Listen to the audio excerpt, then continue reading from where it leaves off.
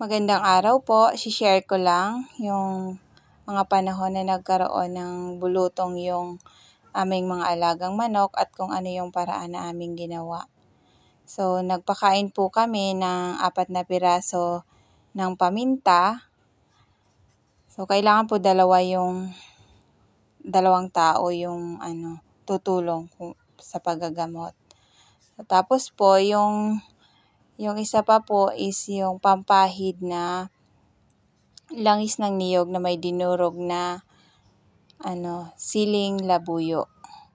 Bali po, ayan, kitang-kita naman po yung talagang bulutong nila, talagang nasa palong lang. Maswerte po yung mga alaga naming manok gawa ng sa palong lang. So, hindi po affected yung sa may malapit sa mata nila or sa parte ng sa bibig.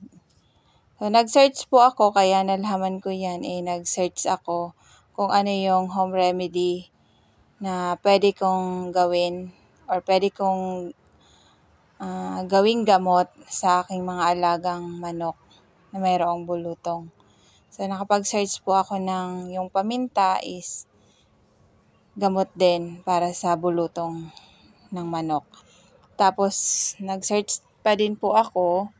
So, yun, yung pamahid, pwede po siyang ipahid sa affected area o yung sa part na may bulutong is yung langis ng niyog at siling labuyo. So, ang process is 2 kutsara ng langis ng niyog at 5 pirasong siling labuyo. So, yung siling labuyo po is idudurog doon sa 2 kutsara ng langis ng niyog. O, para po hindi maanghangan yung kamay ko is gumamit po ako ng cotton buds. At purpose na din po yun para dun lang talaga sa affected area ng bulutong yung malalagyan. So, 2 po kami ni Kuya dyan na nagtulong para magamot yung alaga naming manok. So, nitong lang po yan nangyari, month of June, nitong taon din lang, nang magkaroon sila ng bulutong. At hindi po inabot ng 1 linggo yung gamotang aming ginawa. So, po yun, umaga at hapon. Hapon namin siya ginagawa. Pero yung sa pagpapakain ng paminta is umaga lang. Tapos, umaga, yung pagpapakain ng paminta at paglalagay ng langis ng niyog. Then, sa hapon po is na lang, yung langis ng niyog na lang yung aming ginagawa. Kaya po yun. So, nag-search ako para, kumbaga, hindi po maapektuhan yung ibang manok. Gawa ng hindi po sila nabaksinan simula nung sisiw pa. Kasi nung makausap ko po yung technician, sabi is, dapat simula pa lang daw sa pagkasisiw meron ng vaccine yung mga alaga naming manok.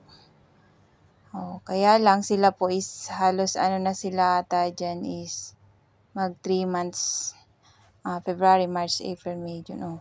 Mag 4 months na po sila nang magkaroon ng ganyan. So, pwede pa naman daw, kaso yun nga lang is, ang magiging problema naman daw nun is maapektuhan yung ibang manok.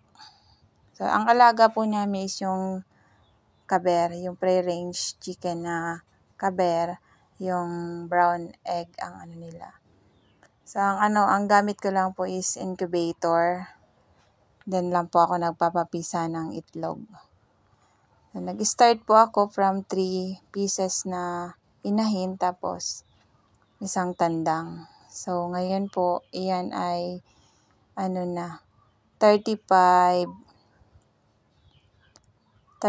pieces na sila. And may nisasalang pa po kami. Yan po yung ng aming alagang manok. So, ang advice ko lang kung meron din naman pong pang home remedy na magagamit, so mas mabuti po para sa kanila. And natutunan ko din na kapag may mga alaga talagang hayop is mapag-aaralan na din lang kung ano yung mga paraan, kung paano sila alagaan, kung ano mga pakain na kumbaga yung hindi puro feeds, kung meron din namang mga organic na mga food na pwedeng ipakain sa kanila. So, yun po yung mas mabuti.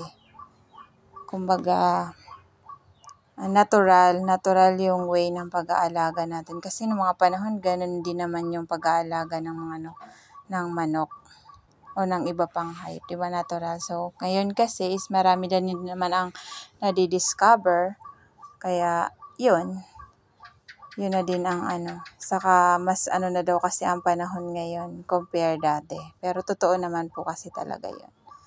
So, yun lang naman po yung para sa akin. Kumbaga, hanggat may may paraan na pang home remedy, dun ako sa home remedy. So, yung hawak ko po dyan is sa leeg, pero hindi po yan yung sobrang sakal. Siyempre, with pa rin po yan, with tender love and care. Kasi kahit yan, mga hayop, siyempre may buhay din yan. Kailangan din nating ingatan at alagaan. Kaya po, akala dyan sa pagkakabidyo is mahigpit yung hawak, pero hindi po. Kasi talagang alalay lang yung paghawak na talagang hindi sila masaktan. At yung affected area lang po talaga yung aming nilalagyan ng gamot.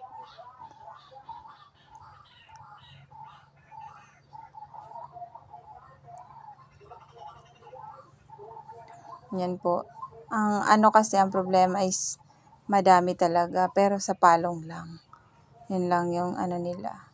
Yun lang yung affected area nila. Maswerte nga kasi yung mga babae, wala. Kaya, maswerte sila at di sila nagkaroon ng bulutong. Din yan, halos 13 o 14 pieces wata yung aming ginamot. At sa kalaunan ay naging okay naman.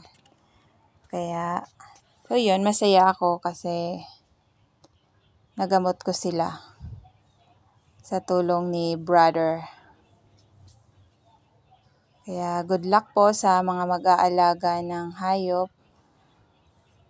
So kung may paraan na sa home remedy lang yung mga nasa paligid-ligid din lang natin makukuha. So yun na din lang para at least okay sa mga hayop. So, thank you for watching.